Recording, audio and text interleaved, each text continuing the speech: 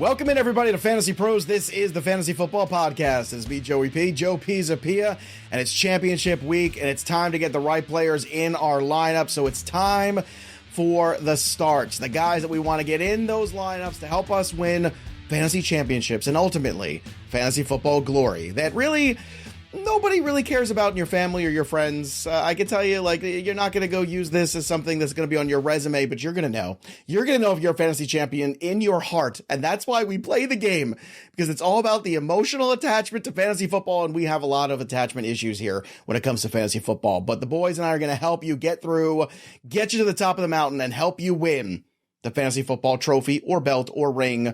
But you got to win something. Hopefully, maybe there's a prize money. I don't know. But hopefully there's something that you're winning there, or at least pride. At the very least, you got some pride, which might have abandoned this trio a long time ago. To help us do it, Erickson is here. D-Bro, Derek Brown, the king of bros. And, of course, Andrew Erickson, the Undertaker, Underson as well. We're going to go through the names that you want in your lineups. Don't forget, Fantasy Pros tools are always available to help you get all the right players in your lineups as well. Gentlemen, let's jump right into things here, and let's start with the must-start running backs. And in a time where we're a little desperate, there's actually some names out there that might be pretty helpful that you can actually even pick up, believe it or not. One of them recently was probably picked up in some leagues. We'll see if he's still floating around there, but we got to start with the guy in Kansas City. So Andrew Erickson looks like a guy might have the backfield to himself this week against the Cincinnati Bengals. Let's talk about him.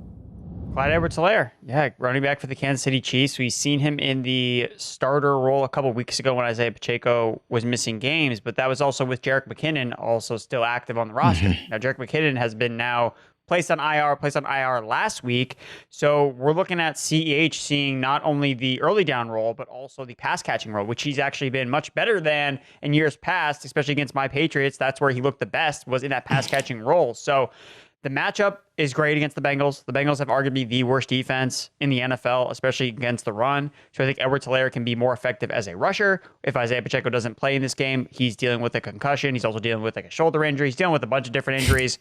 So I think Edwards-Helaire is set up really well to take on a 60% plus snap share in this backfield. It's the Chiefs offense. Again, not great, but attaching yourself to Patrick Mahomes, I think more often than not is going to be a better bet most weeks than not.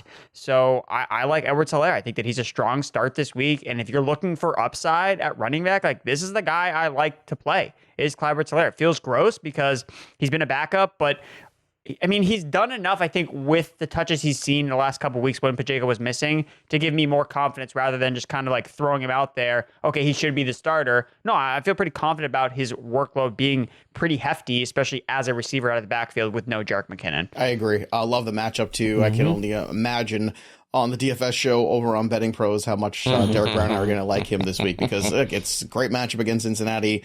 Great price. He's still undervalued, but this is about championships here. It's season long. D-Bro, give me a running back that you're excited to start in week 17 for all the marbles.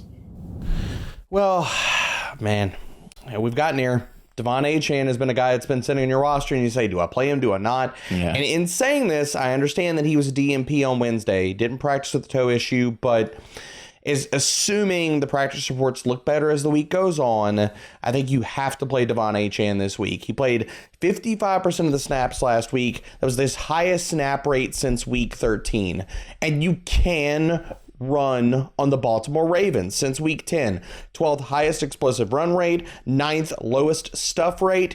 You can run on this team. That needs to be the onus and the thing that the Dolphins focus on this week, and just run the ball down the Ravens' throats. I was surprised the 49ers didn't do it last week, but here we are. I think Mike McDaniel's going to say, I see you, Shanny, and I see what you didn't do. We're going to correct that. All right, we'll see if that correction does indeed take place. Let's go to another one of Erickson's running backs that you're excited about starting in Championship Week 17. Travis Etienne Jr. I know it's been rough the last couple weeks as the Jaguars' offense has kind of spiraled, but I still think Etienne can be a league winner, and he's going to cement his status as a league winner here in Week 17. He was great to start the year. He's obviously fallen off in recent weeks, like I mentioned, but look, we saw Aaron Jones basically be useless for the entire fantasy football season until he played the Panthers. And that's what Travis Etienne gets this week. So with pass catchers banged up, with Trevor Lawrence banged up, I think that the Jaguars have to turn the offense over to Travis Etienne in this plus matchup against the Carolina Panthers. They need to get a win here. I think they should go back to the basics. Let's run the football with Travis Etienne. He's explosive. I think that he delivers for fantasy managers that are still left with him in week 17. Yeah, look, the Jags better be counting their lucky stars here that they get Carolina at this time in the year, too, because they need a W and a good performance in the worst way, that team. All right, let's get to the next one here. D-Bro, give me a running back that you feel good about in week 17. Might sound gross, but I'm playing Najee Harris, man. The matchup lines up.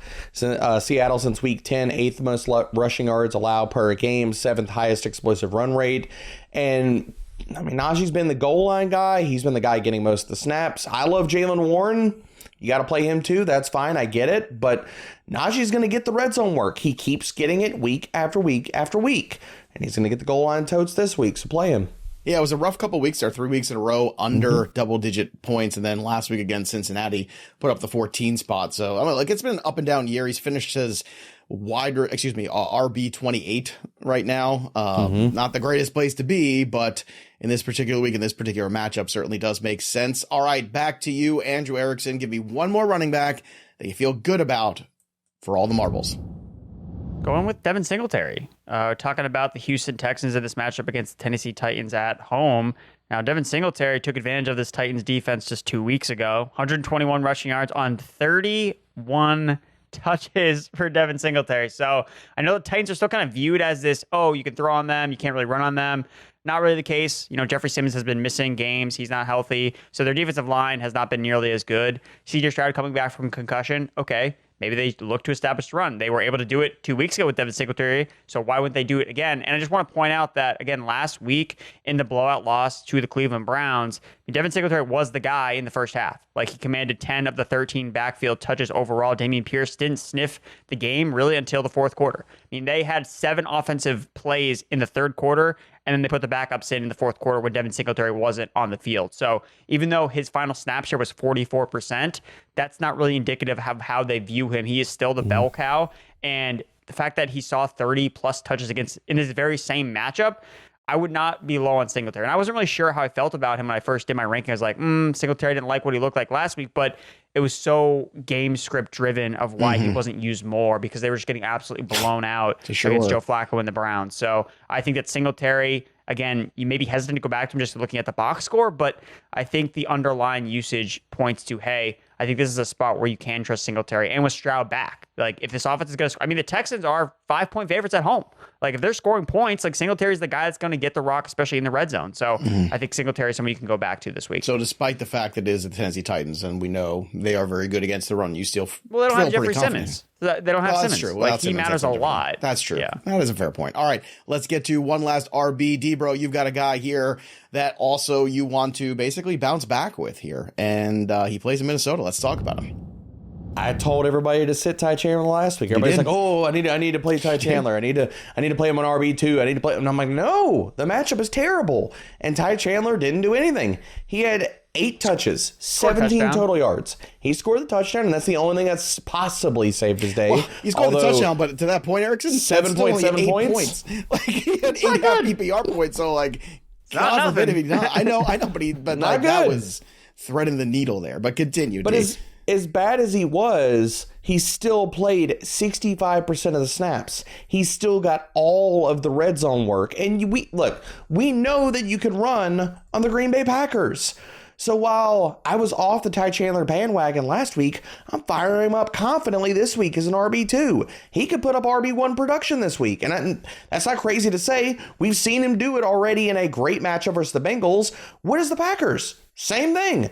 And now we're talking about there's no TJ Hawkinson. Are they going to just lean on the run more? And they can possibly do that. So fire up Ty Chandler this week. Yeah, the Hawkinson injury is a big bummer too. So that's bad. going to put him behind and next year. And the thing that's not getting talked about that is like, and that the tackle, like, tell me he didn't go a little bit low and at the knee there. I mean, that's rough, at man. the end of the day, all that matters is like he's going to be out for the next 9-10 months, and that's going to be you're not going to start the season 2024. You're not going to start the season with TJ Hawkinson. I'd be very surprised if he was out there for the first week or the first month of the season. To be honest, like that's more realistic when you're thinking about it. All right, before we get to the who should I start game here with some of these running backs that the boys may or may not like. All these games that are going on right now, it's fun to watch them on TV, but wouldn't you rather be there live to experience it? Heck, there's a lot of tickets available, especially now. All my Italian cousins, they put all their tickets up for sale now that Tommy DeVito got benched. So this is the perfect time to make sure you go out there and actually go and experience some of these games here. It's a great time of year to go check some football action out, or if you want to go see a concert, a show, anything that's out there, Game Time has the tickets for. So download the Game Time app and redeem that promo code FantasyPros to get $20 off your first purchase. Terms apply. Again, it's not just for football games. You could use it for baseball games. You could use it for NBA, for NHL. It doesn't matter. Or just go experience some live music, which is a great thing for your heart, for your soul, for your mind. Get out of the house. Go do something fun. Use the Game Time app. Again, download the Game Time app and enter that promo code FantasyPros, all one word, for $20 off. Download Game Time today. Last minute tickets, lowest prices guaranteed. All right, gentlemen, let's play a little Who Should I Start here with the Who Should I Start tool, fantasypros.com/start. It's free.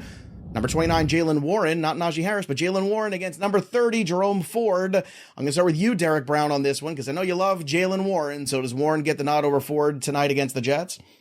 I'm playing Jaylen Warren. I'm going with him. And, so can we rewind for just a second? Sure. Okay, the Giants play at home this week without Tommy Cutlets playing, and you said all the Italians are going to boycott the game. I don't think they're going to boycott the game. What's attendance look like at the Giants stadium this week? I'm saying, look, no Tommy Cutlets. I just hosted 3 straight Christmases at my house, okay? The second Christmas, we had 18 Italians at my house, right? And, at a certain time, and none were going to the Giants game. They're tired from the holidays. They got all these leftovers. They're like, what am I going to do? I'm going to go sit out there in the pouring rain and watch Tyrod Taylor? That's not my cousin. Tommy DeVito, that's my relative. I'm going to sit at home and I'm going to relax. I'm going to eat these leftovers, and that's what I'm going to do. And I'm going to put my tickets up on Game Time. That's what's going to happen. I'm just telling you. I know my people. I know. I need to hear this. I need to hear this from the epicenter of Tommy Cutlets. But look, the catering, the catering alone is very expensive when they go to the games. You saw. Look, all those chicken cutlet stations they had outside of the parking lot. I mean, sign me up for that. The sauce. Dude, let me tell you, sign me up for that. You put out a whole giant thing of chicken cutlets, I'm going to crush that. All right, who's going to crush? Jaylen Warren, Jerome Ford, you say Jaylen Warren. There you go. We're going to move on. Clyde Edwards-Helaire, or I know I'm going to throw this out there too. If Josh Jacobs' situation, has been great. Zamir White is another guy kind of similar in that vein of, okay, could have the backfield to himself. Erickson, if we get all that clarity about that, Zamir White or Clyde Edwards-Helaire? I think Josh Jacobs is going to play. So I'm going to play Edwards. I don't think he plays. I'll throw they that They said he was placed. He was coming close to playing last week. He was like the coach said he was going to play last week. I think Antonio Pierce was lying about that. Finish a Game of Thrones book, but that hasn't happened either. Fair question. Fair. Let's play the scenario out for the people on the podcast here. What if, let's say Jacobs is out, Zamir full workload, Zamir or Clyde Edwards-Helaire? I'm still taking Edwards-Helaire. I am too. Just want to. I'm playing CEH, but I to throw this out there for people. I have both of them ranked like Josh Jacobs is not playing right now. I've got CEH or RB16. I've got Zamir White at RB17. Just both looking of them great spots. Looking at the matchups, play both. The Raiders are still on the road though. The Chiefs are playing at home against the Bengals. Just looking at the peripheral matchups. You have the Chiefs at home against the Bengals versus the Raiders on the road against the Colts. And the Colts have not been playing good, and the Raiders are fired up, and they're going to run the ball. The last 7 games. Okay, and they lost last week and got demolished, and the Raiders are going to run the ball down their throats. On the road. They were playing on the road. They're playing at home this week. It matters. Don't care. It does matter. I don't care. All right, the Raiders have won 1 game on the road with Aiden O'Connell. It was last week when they had 2 defensive turnovers. It's a pretty big one, though. How many of those other games were Josh McDaniels led? Aiden O'Connell is not. We're going to throw that up there? One. Look, They've I watched won Aiden as many O'Connell. road games with McDaniels as I have with Antonio Pierce. I watched Aiden O'Connell in college. I watched him in the pros. Aiden O'Connell is not an NFL quarterback, in my opinion. That's my opinion. That's my evaluation of it. Going through all the years of writing up quarterbacks for the Black Book, doing all the things that I do a quarterback, I just don't think that's a guy. Now, do you think they stick with him next year? Next year, if Antonio Pierce, and I think he deserves this job, and I don't think the Raiders are going to make the same. You know, they made this mistake a couple years ago when they fired Gruden, and everybody loved the replacement, and everybody fought and played hard, and they almost want to put Bisaccia. They shouldn't have fired Bisaccia. Right, but people think that I'm biased because, you know, the Italians, I don't want them to get fired, but that's besides the point. But they can't make that same mistake twice. This team has rallied and played well for Pierce, and Pierce is good for this team and clearly has their ear.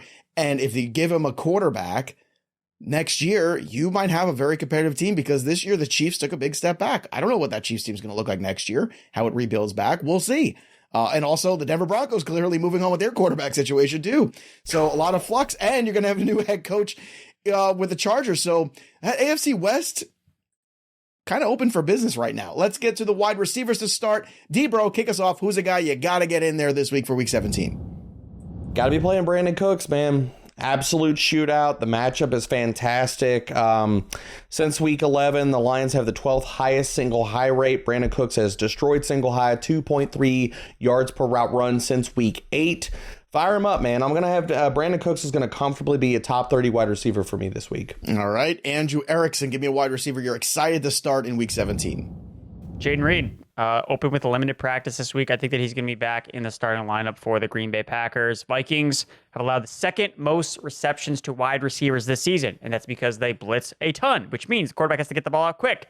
And where is Jordan Love's number one check down option at receiver is Jayden Reed. Like, they do not run a lot of go routes with him necessarily, especially in recent weeks when he's been healthy. Like, he's the guy that's seeing a lot of the targets around the line of scrimmage. So, I mean, he's going to get peppered with looks here in the slot against the Vikings. We saw it last week with Amon-Ra St. Brown. Ton of targets, ton of receptions working inside the slot. So I like Jayden Reed a lot. Went 4 for 83 when these teams last met. He had 6 targets in that game. So if he's healthy, he is in my starting lineup and my highest ranked Green Bay Packers wide receiver. D-Bro, you've got a Seattle Seahawks wide receiver, a little banged up right now, but you still feel good about starting him. Hopefully he is playing this weekend. Your thoughts on JSN? Yeah, I'm going to fire him up, assuming that he's playing this week. I mean, he leads the team with 3 end zone targets against single high coverage. Since week 11, Pittsburgh's the 7th highest rate of single high. And not only that, 15% target share. Pittsburgh has been vulnerable versus slot wide receivers. This has been over weeks and weeks and weeks. Since week 10, second most PPR points per target to opposing slot wide receivers. So assuming JSN is healthy and he plays, or healthy enough to play, I think he has a good day. It seems like a lot of targets are what's next for Chris Godwin, Erickson. Yeah, I love Chris Godwin in this matchup. You're looking at the target totals over the last 3 weeks, 11, 12, 11, 53 or more yards in 3 straight games. And I like the Saints as a slot funnel defense. They've allowed more than twice the production to slot receivers and perimeter ones this season. And Godwin had a monster game the last time these teams played each other, 114 yards on 11 targets and 8 catches. So yeah, even though there is no Marshawn Lattimore, I still think that Mike Evans is going to have a good game, but I just think that we just continue to see the Buccaneers offense just be super productive. And Chris Godwin has been on a tear, and I think you continue to ride that here in this matchup. Well, hopefully the Bucs get a victory here too, solidify that NFC South. All right, let's get to another wide receiver for you, Derek Brown.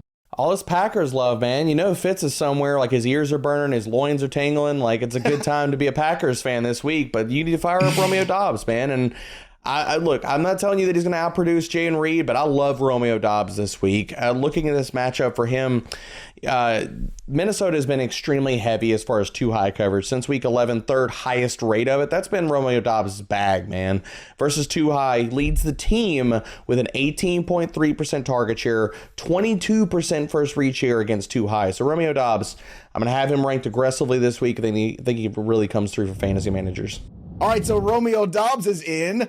How about you, Andrew Erickson? Is there one more wide receiver you would like to start in week 17? Yes, Houston Texans wide receiver Nico Collins, 7th in points per game since week 9, 5-game sample size when he's been healthy, over 16 fantasy points per game. Titans are a great matchup. Half of the Titans secondary is on injured reserve or is hurt. Sean Murphy-Bunting's hurt. Christian Fulton's hurt. Like, all these guys are hurt. So with CJ Stroud back under center, I love Nico Collins. I'd start him over Stephon Diggs. I feel confident about starting Nico Collins this week. All right, let's go and play a little game of who should I start. Jakobi Meyers, wide receiver 34 right now in ECR against Indy, or JSN, Jaxon Smith-Njigba against Pittsburgh. JSN's your guy, D-Bro, but I'm going to test the waters. Meyers or JSN? JSN, baby. It's I easy. agree. All right, let's go for another one of D-Bro's guys, but instead, I'm going to ask Erickson because he's an expert on Packers wide receivers. Romeo Doubs at 41 or Josh Palmer at 42? I'll start Doubs. Doubs it is. Okay. All right, let's get to some of the quarterbacks, tight ends, and defensive special teams that we feel good about that can help us win a fantasy football championship. Erickson, why don't you go first? Give me the quarterback you feel good about starting here. This might be a hot take for a lot of people, but let's get to the action. Start Patrick Mahomes. Bengals. Allowing the most passing yards per game over the last 4 weeks. So I know Mahomes has been super frustrating to own over the last, the entire season, basically. But yeah, you got to start he still him. put up 18 points last week. So for all that frustration, was still 18. Yeah, but where did he finish in quarterbacks? QB 16. Exactly. That's not good. That's like two Flaccos. You need two of him to make up one Flacco lately. Exactly. So I just want to be checks out. I want to be transparent with people that this is not I should abandon ship on Mahomes and try to get one of these streaming guys. I want to pick up Nick Mullins and play over Patrick Mahomes. I can't do that. Even though Mullins has a good matchup, Mullins may not finish the game. So that's way more risk that I'm willing to take onto my championship when I have Patrick freaking Mahomes on my team. I'm starting against the Bengals. All right, fair enough. It's time to get Patrick Mahomes back in lineups or not overplay. Now, here's an interesting one because one of the guys you just dropped in there is a guy D-Bro actually does want to start, so I want to have this conversation. So, D-Bro, who's that guy? I mean, it is Nick Mullins. Have we not seen, and all the Packers love comes to a screeching halt right now, have we not seen what the Packers' pass defenses look like? They made Bryce Young look like a competent NFL quarterback last week. Come on, people. Since week 11, third highest yards per attempt, third highest passing yards per game allowed. So might be kind of queasy to start Nick Mullins, but I care about fantasy points scored, and I think Nick Mullins does it this week. All right, so what's your risk tolerance with him? Because if he goes out and throws a pick, he's gonna get benched. For who? For Josh Dobbs? We've already seen that experience. Hall. No, he's not. They haven't even announced Nick Mullins as a starting quarterback this week. So no, I want to have this conversation because this is a real risk that if you're starting Nick Mullins and he throws out a pick, he may not finish the game, and that doesn't matter how good the matchup is against the Packers. What do you have him ranked? QB 14. Is that high enough? I mean, how are you going to start him then if it's at a 12-team league? If he's QB 14. In most teams that are in the championship, they're not having to go to Nick Mullins anyway. We're talking about quarterbacks. I mean, really, I didn't pick Patrick Mahomes, so there's that, Erickson. So I don't know. So wait, would you start Mullins over Mahomes, D-Bro, or no? That's crazy for you. No, I'm not doing that. Okay, that's the major question. If it was a tougher matchup for Mahomes, I think it's in play, but it's the Bengals. No, there's no way. Tua? But I mean, I'd start him over Tua. I'd start him over Kyler. By the way, fun fact, just kind of looking through here since week 14. Joe Flacco has 1,053 passing yards. Jake Browning has 934, and Matthew Stafford has 880.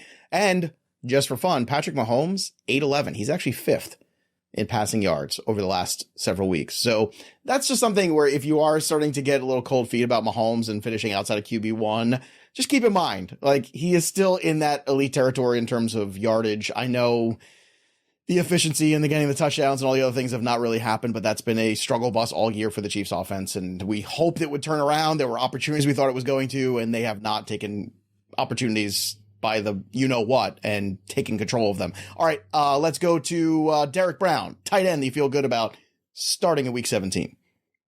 Well, talking about a guys that, if you're playing matchups and you're going with the streaming options this week, and honestly, talking about starting him over guys like Dalton Kincaid, Dalton Schultz, I'd play Cade Otton, man. You're looking at his production over the last few games. He's got 9 red zone targets over his last 7 games. He scored the last time they played the Saints. Saints have not been defending tight ends well at all this year. 12th highest yards per reception allowed. 4th most receiving touchdowns allowed to tight ends. So get Cade Otton in there. All right, Cade Otton is in. Erickson, who's in at tight end for you for week 17? Gerald Everett. He has 20 targets over the last 3 weeks from Easton Stick, and he's facing the Broncos, who are just the stone cold worst defense against tight ends. So I didn't expect this to be the way that Mount Everett erupted this year with Easton Stick, but here we are. Mount Everett. That was nicely done. Yeah, That was nicely done. I don't know if I can ever recover for that. We should just end the show now, but we got defenses to talk about. Very nice. So I guess we should talk about the defenses. All right, let's talk about it. You're right, 24 targets since week 14. The only ones that have more: Kelsey, Ferguson, and Njoku and Ingram. That's elite. That's elite territory. Erickson, streaming defense, perhaps you feel good about in week 17 for the championship. Yeah, same matchup. Denver Broncos, Chargers, #1 team for opposing defenses last 4 weeks in fantasy points scored. And the last time the Broncos faced the Chargers, they were the #3 defense overall on the week. So again, continue to start your DSTs against the hockey stick himself. There you go. D-Bro, you going to go back to the well again with the Bears with me? My confidence is shaken after last week. I mean, it's one game, baby. It's one game. I'm not going to get crazy. They're playing the freaking Falcons. It's Taylor Heineke and Arthur Smith provides. So Chicago, since week 11, DST3 in fantasy. They had one hiccup. I'm not off the train. Let's play the Bears. All right. I feel good again. And of course, if you want to feel good about all of your lineups, don't forget, use all the tools of Fantasy Pros. Make sure you download our fantasy football app for My Playbook. And also make sure you're using the Who Should I Start tool, fantasypros.com/start. It is free. You can also hit us up on Discord, fantasypros.com/chat. That's also free, but premium membership get you premium privileges. Don't forget that. We know this is what you're all battling for. This is why you're here. This is why you've been with us for the last how many months trying to get the fantasy championship, and it's right there in front of you. So go grab that brass ring, go win, baby, and I hope everyone has a happy and healthy new year. That'll do it for us, but the story of the game goes on. For Derek Brown and Andrew Erickson, I'm Joey P. We'll see you next time, kids.